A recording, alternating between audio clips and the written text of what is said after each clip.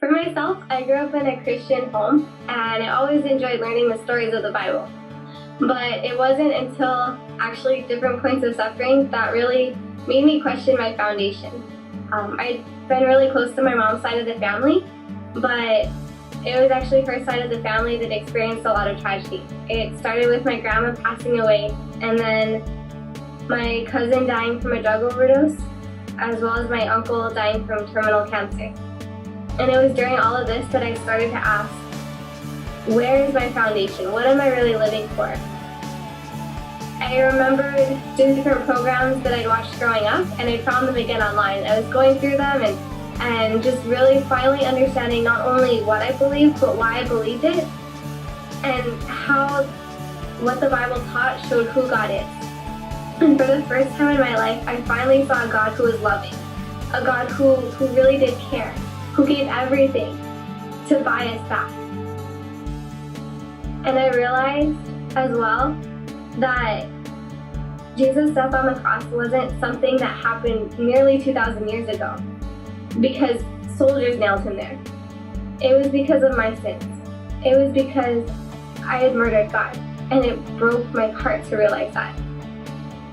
And I realized that if God had given everything for me, how little is it to give everything back for him?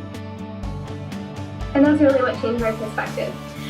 Since that day, I started to just read my Bible more and try to spend time getting to know this God that I'd known about for so long but never really known.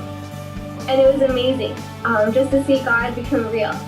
I remember one morning I had watched a program with this one pastor who was reading through John chapter 15. And he was marching up and down the stage, I guess, going through verse by verse. And finally, at one point, he says, as he's walking one direction, he stops and he looks at the congregation and he says, "What's that next word?" I'm reading in my Bible and I'm thinking, well, the next word is but.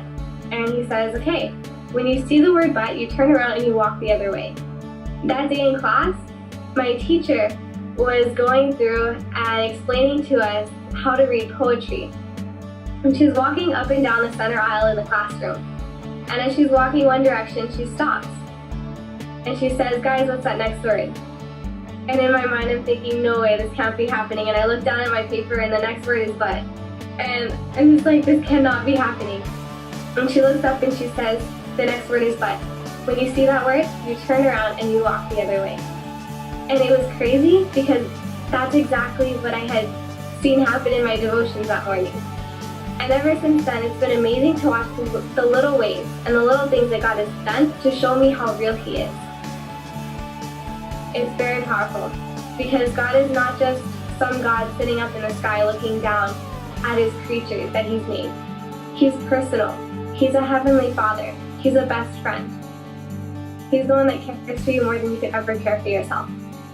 And when we truly let God work in our lives, and we truly pay attention to what's going on around us, we will see those little things and realize God is real and He cares for us more than we could ever know.